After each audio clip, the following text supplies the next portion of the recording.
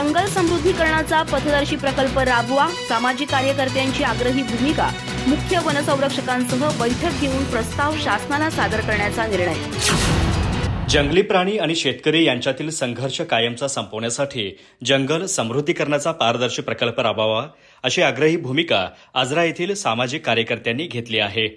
या संदर्भात मुख्य वन संरक्षक आणि उपवन संरक्षक यांच्यासोबत लवकरात लवकर बैठक घेऊन शासनाला सादर करण्याचा निर्णय आजरा येथे झालेल्या बैठकीत घेण्यात आला। या बैठकीस सहाय्यक उपवन संरक्षक नवनाथ कांबळे, परिक्षेत्र वनाधिकारी मनोज कुमार कोळी, कॉम्रेड संपत देसाई, संजय सावंत, राजू होलम, प्रकाश मोरुसकर आदी उपस्थित होते।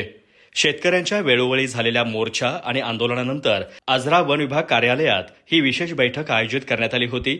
बैठकीच्या सुरुवातीस कॉम्रेड संपत देसाई यांनी ही बैठक केवळ नुकसान भरपाईपुरती मर्यादित नसून दीर्घकालीन उपाययोजना म्हणून जंगल समृद्धीकरणावर लक्ष केंद्रित करणं गरजेचं असल्याचं स्पष्ट केलं। या विषयावर वरिष्ठ पातळीवर चर्चा करून प्रस्ताव शासनास सादर करणं गरजेचं आहे असा आग्रह त्यांनी धरला। त्यावर सहाय्यक उपवन संरक्षक कांबळे यांनी लवकरच बैठकीचं आयोजन केलं जाईल असं आश्वासन दिलं। बैठकीत शेतकऱ्यांनी आपली मागणी ठामपणे मांडली।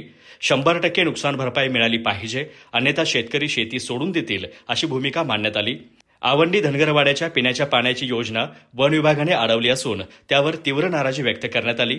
परवानगी न मिळाल्यास स्वयंप्रयत्नाने पाईपलाईन टाकण्याचा इशाराही यावेळी देण्यात आला।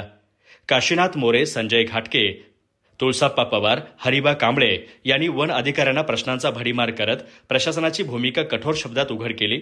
शेतकऱ्यांना मोफत सौर कुंपण द्यावं, जंगल हद्दीत देवतांच्या यात्रा उत्सवांना परवानगी द्यावी अशा मागण्या बैठकीत मांडल्या गेल्या। लवकरच पुढील बैठकीची तारीख ठरवून प्रकल्पाच्या अंमलबजावणीसाठी पुढाकार घेण्याचा निर्णय यावेळी घेण्यात आला। अधिक माहिती आणि ताज्या घडामोडींसाठी आजच आमचे चॅनल सबस्क्राईब करा।